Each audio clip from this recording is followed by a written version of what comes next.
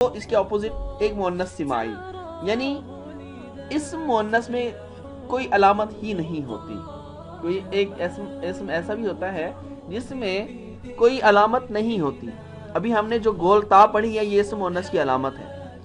جو کاذبن سے کاذبتن بنا ہے تو یہ گول تا اس بات کی پہچان کروا رہی ہے کہ کاذبتن مؤنث ہے.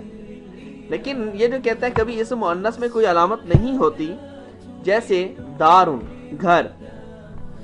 اب یہ گھر ہے، گھر ہماری اردو میں عام طور پہ مذکر استعمال ہوتا ہے، یعنی کوئی یہ نہیں کہتا کہ میری گھر ادھر ہے، میری گھر ادھر ہے، کوئی ایسا نہیں ہے، بلکہ میرا گھر ادھر ہے یہ کہتے. لیکن عربی میں دار مؤنث استعمال ہوتا ہے.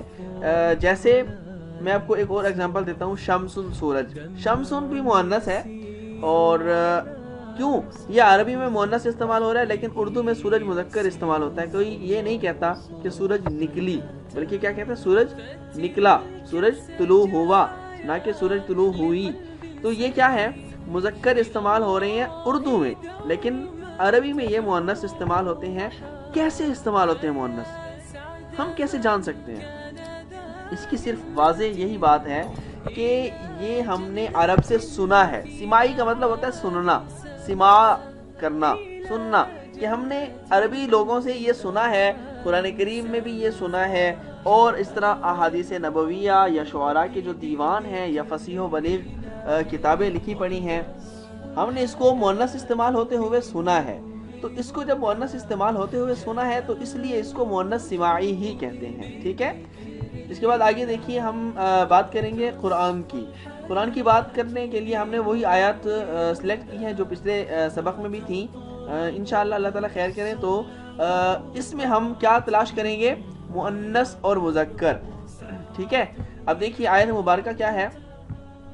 اعوذ باللہ من الشیطان الرجیم، بسم اللہ الرحمن الرحیم. ان الساعة آتیۃ اکاد اخفیہا لتجزى كل نفس بما تسعى.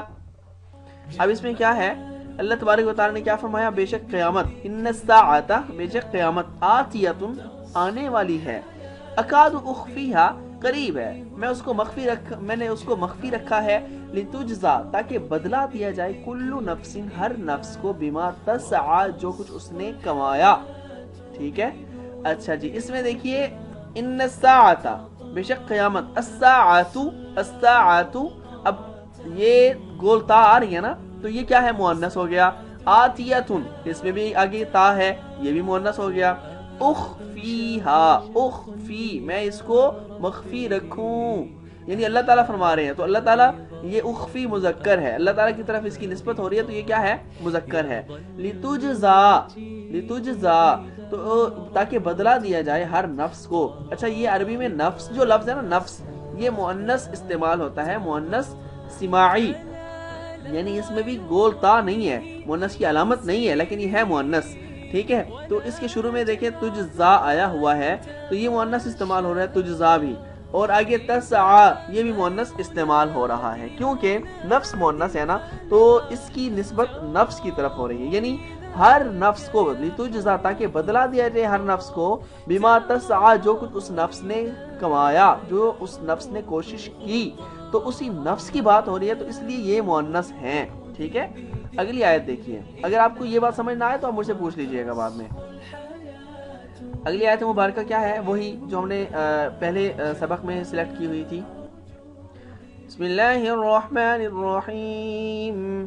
اللہ الذی خلقکم من ضعف ثم جعل من بعد ضعف قوة ثم جعل من بعد قوة ضعفا وشيبة يخلق ما